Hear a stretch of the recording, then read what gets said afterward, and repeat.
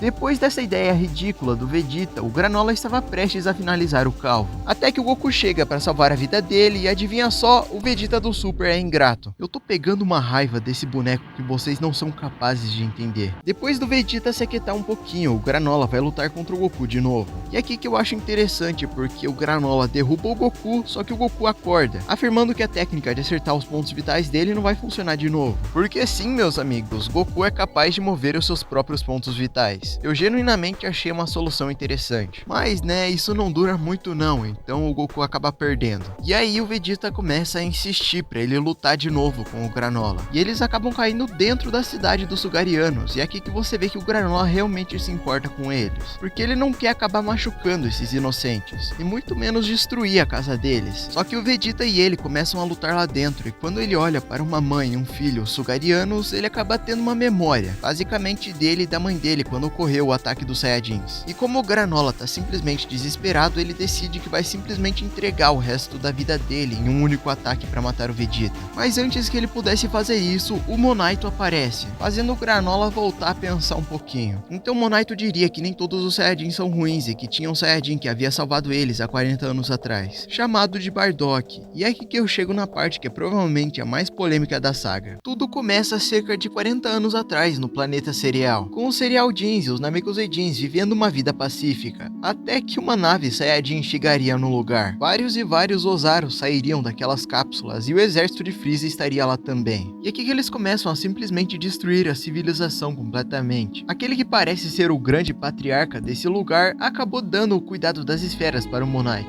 Um dos Ozaros acaba parando naquilo que parece uma catedral e tem uma mãe e seu filho. Nisso, um Cereal Jin descobre que o que fazia os Ozaros existirem era a lua e ele acaba destruindo ela, fazendo com que todos voltassem ao normal. E quando a gente volta para a mãe e o filho Namekuseidin, a gente vê que o Saiyajin que estava lá com eles era o Bardock, usando uma roupa totalmente diferente da sua contraparte do Z. Eu só acho curioso que nesse meio de Ozaros que tem aí, tem um cara que tem um uniforme muito parecido com o do Bardock e do Z. E as pessoas sempre usavam esse argumento de não, é uniforme padronizado, sei lá o que. Ué, então outro Saiyajin pode ter um uniforme diferente, mas o Bardock não. Voltando pra história, a mãe Cereal Jin acabaria disparando e cortando o ombro de Bardock, que ficaria confuso. Ao ver aquele menino e aquela mãe naquela situação, ele se lembrou da própria família dele. Mais especificamente, a primeira vez que ele viu seu filho e deu o nome dele de Kakaroto. Nisso ele decide que vai poupar eles e acaba afastando o companheiro Saiyajin dele do lugar. Ele detecta uma energia estranha nas montanhas e acaba encontrando o Monaito. E ao chegar lá, o Monaito acabou percebendo que o Bardock não é um Saiyajin tão ruim, porque ele acabou poupando a vida dos dois. A gente também descobre que o nome da mãe do Granola é Muesli. Eu acho que é assim que pronuncia. No meio da noite, Bardock e Monaito estariam conversando, com o mesmo admitindo que ele não consegue curar tão bem quanto outros Namekuseidins. Porém, eles escutam um barulho na mata e acabam vendo os Hitters conversando. E não é apenas uma conversa normal, porque eles estão falando do plano deles para atrair o Freeza. Só que o pamonha do Granola acordou e gritou quando viu o Bardock. Então eles tiveram que improvisar e o Bardock teve que fingir que ele ia mandar os três de Vasco. Só que ele fala que na verdade poderia deixar eles vivos porque o Namekuseidin poderia ser importante. E o Elec concorda que o Namekuseidin pode ser importante, por isso que ele manda a Muesli de Vasco. Afinal, ela não é importante. E nisso, Bardock perde o disfarce indo atacar eles. Só que o flashback é cortado antes que a gente pudesse ver o resto da luta. Voltando lá pro Gas e o Elec do presente. Eles finalmente acham as esferas do dragão e o Elec faz o seu pedido. Goku e Vegeta começam a sentir uma pressão assustadora e o Gas aparece em sua forma adulta. Ou seja, tudo indica que o pedido do Elec foi tornar o Gas o mais poderoso do universo. E para isso ele teve que trocar vários anos de vida, e por isso ele virou um adulto. Eu nem preciso dizer que agora o Granola tá cozido, né? Esse cara nunca gostou dele. Dito e feito, o Gas faz simplesmente uma espécie de garfo e perfura tanto os braços quanto as pernas dele. O Goku tenta fazer alguma coisa, mas o Gas cria uns cubos lá que pesam no corpo dele. Ele criou um machado para executar o Goku, só que o Granola ainda estava vivo. Nisso ele começa a bater no Granola e o mesmo começa a ter lembranças. Provavelmente porque ele tá sangrando muito, coitado. Brincadeiras à parte, é porque o Gas tá contando como eles se conheceram. O Granola, mesmo quando criança, tinha se tornado um caçador de recompensas famoso. E com isso o Elec decidiu que seria uma pena mandar a pobre criança de Vasco. E por isso ele decidiu decidiu fazer o Granola trabalhar para ele, oferecendo dinheiro para ele poder viver bem com o Monaito. E falando nele, ele tenta usar os seus poderes curativos, que são bem fracos no Goku. Não ajudou tanto, mas foi o suficiente para ele poder usar o Super Saiyajin Blue e brigar contra o Gas. O Gas até mesmo usa a marreta biônica no Goku. E eu não lembro se eu falei isso antes, mas o Vegeta ainda tinha uma semente dos deuses que estava guardada na armadura dele. Sim, a mesma armadura que ele jogou fora. E felizmente ele encontrou e entregou para o Granola, o que eu achei muito legal da parte do príncipe. Depois de se recuperar com as sementes dos deuses, o Granola vai lá finalmente enfrentar o Gas. E olha, assim como as outras lutas dessa saga, essa aqui é muito boa, principalmente a sua coreografia. É tudo bem criativo e a única coisa que me incomoda é Árvore Universal 2. E nesse momento eles começam a cogitar que o Gas está se segurando, até porque ele ainda não usou as técnicas que ele ganhou como o mais forte do universo, apenas as técnicas que ele já tinha antes de criação de armas. E aqui que vem o pulo do gato, porque o Granola tenta acertar o Gas, mas o Gas cria um campo de força e acaba parando o golpe do Granola. E com isso ele usa a energia dele. E é interessante como é ressaltado que o Gas, apesar de ser um cara poderoso, ele luta mal. Talvez pela falta de experiência de lutar contra alguém no mesmo nível dele. Provavelmente ele sempre enfrentou quem era mais fraco. Além do mais, ele acabou de receber o poder, então também não tá acostumado. Tanto é que, pelo visto, o teletransporte dele é o piorzinho de todos. E a luta dele está muito bem desenhada, é facilmente uma das melhores do Super se você ignorar um erro de anatomia aqui ou ali. E é muito interessante o plano que o Granola usa para derrotar o Gas, porque ele se clona várias vezes para fazer o Gas pensar que um dos clones era o original. Só que ele nem estava lutando, aí ele aparece e dá um golpe fatal no Gas, jogando ele até um rio, onde aparentemente ele tinha perdido. Só que aí o Elec aparece e tira esse negócio da cabeça do Gas. Aparentemente aquilo ali acabava contendo o poder do Gas, e sem aquilo ele acaba se descontrolando, o que é um conceito bem legal. E não tá só preso ao Gas não, aparentemente todos da raça deles têm, mas enfim. E ele parte pra cima do Granola, lutando mais ou menos como o Broly. Não só isso, mas ele também tenta enfrentar o Vegeta, só que quando ele luta contra o Goku, ele tem um flashback do Bardock. E por ser o guerreiro mais poderoso do universo, ele obviamente deveria ter o melhor autocontrole também. Ou pelo menos é o que o Elec diz, e ele também tenta motivar o Gas a se controlar. E é o que acontece, porque ele recobra a consciência. Depois disso, ele usa uma técnica que deixa o corpo do Goku e Vegeta extremamente pesados e eles não conseguem fazer mais nada. E com isso, o Granola então decide que vai atacar o Elec. Só que digamos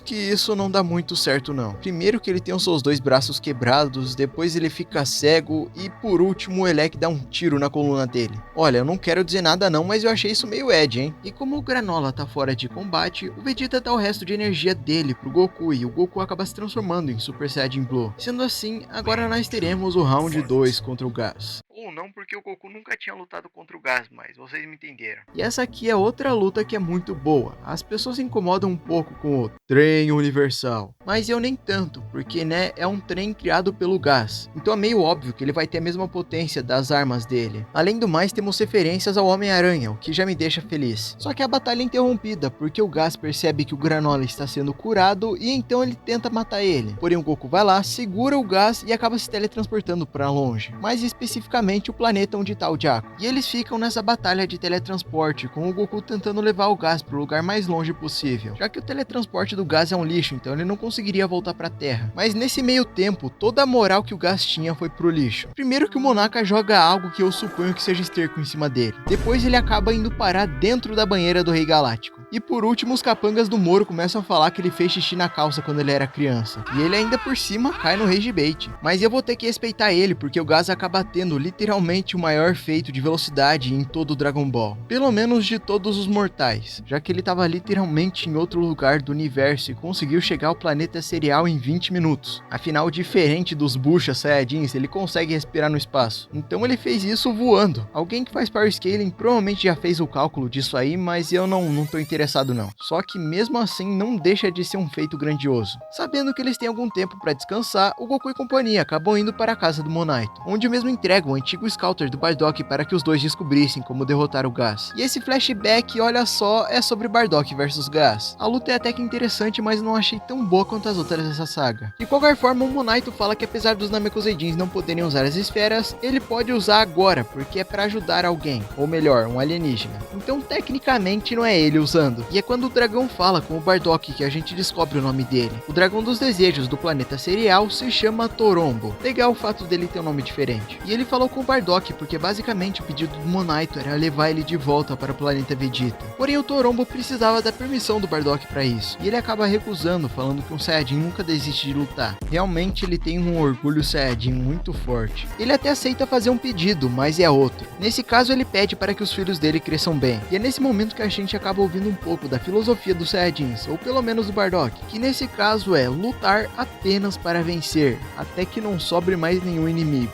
E ele fala sobre ultrapassar os seus limites e tudo mais, e vence o Gas. Depois disso ele acaba tendo um encontro com o Elec, onde o mesmo dá uma dica sobre a traição do Freeza com os Saiyajins, só que ele não fala diretamente, só dá a entender, sabe? O que justifica o Bardock adivinhando isso do nada no filme do Broly. E o flashback terminaria com o Bardock levando um tiro no ombro e desmaiando. E é depois de tudo isso que Goku finalmente teria algumas lembranças de seus pais. São poucas, mas é legal ele se lembrando deles. Eu só acho curioso o Vegeta literalmente confirmando que o pedido do Bardock tirou todo o peso do clássico. O Monaito então daria pra eles um traje Saiyajin, o que eu genuinamente acharia legal se eles usassem na batalha final. Mas não, né? Fazer boneco só pode se ser trocando o cabelo do personagem. Mudar a roupa não é uma opção. O Gas finalmente teria chegado depois de voar pelo universo inteiro e é aqui que eles começam a ter sua luta. Só que apesar do Gas estar sendo pressionado, o Elec não parece estar preocupado. E é aqui que a gente descobre que o pedido que foi feito para o Gas é diferente do Granola. Outra coisa interessante é o fato de que apesar dele ter um teletransporte horroroso, ele também consegue teletransportar outras pessoas. No caso, ele usa isso na batalha contra o Vegeta. E é enquanto o Vegeta tá apanhando que o Goku acaba encontrando a forma dele de tentar derrotar o Gas. Nesse caso, usando o instinto superior verdadeiro, que é basicamente o presságio, só que o Goku pode usar a emoção. Como é uma forma ridícula, eu não vou nem perder meu tempo falando sobre isso. Só que quando o Gas começa a perder, o Elec vai lá e fala que ele precisa tentar mais, meio que realmente manipulando o irmão dele. E nisso o Gas acaba ficando cada vez mais poderoso, só que ele fica com essa aparência de velho. Pelo visto ele troca sua vitalidade por poder. E adivinha só quem volta pra salvar o dia? Isso mesmo, o Granola. E na moral, ele lutando com o Goku é muito legal. O Goku até mesmo usa o Suzano e joga o Gas pra fora da terra. E aí o Granola acaba usando aquele ataque que usa a vitalidade dele. E sinceramente, o Granola seria muito interessante como um guerreiro Z. Eu não consigo aceitar que esse cara vai morrer e o Meros vai ficar vivo. Chega a ser ridículo a possibilidade disso ser verdade. E tudo parece que tá indo bem, o Monaito até mesmo desperta os poderes dinâmicos Eidin dele. Porém, infelizmente o Gas está vivo e acaba perfurando o coração do Monaito. Quero dizer, vivo eu não sei, mas ele tá definitivamente se mexendo. O cara luta de uma forma extremamente bizarra, literalmente se decompondo. Só que quando as coisas não parecem que vão ficar pior, literalmente o Freeza aparece e simplesmente transforma o Gas em rosquinha com um soco. O Gas vira poeira porque ele naturalmente já ia virar, mas isso aí deu uma farmada de aura pro Freeza. O pobre do Elec também não escapa, ele é simplesmente obliterado. E eu acho uma pena porque eu gostei do personagem dele. Só que assim, como que o Freeza, que era uma piada algumas sagas atrás, acabou literalmente humilhando o Gas de uma forma tão brutal? E aqui, meus amigos, a gente descobre que ele literalmente treinou por 10 anos seguidos em uma sala do tempo.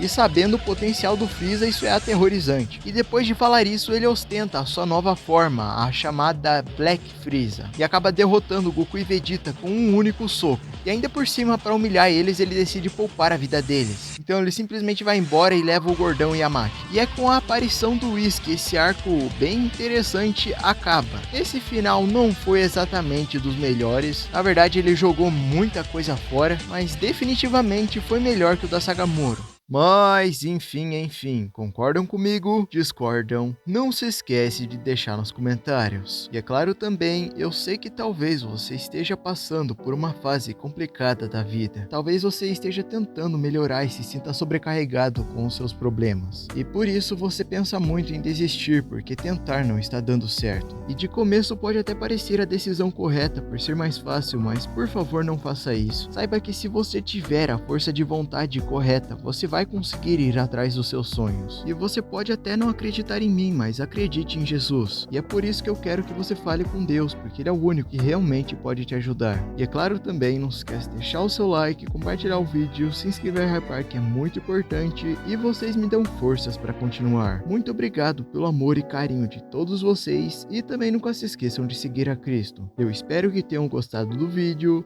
e valeu, falou e fui!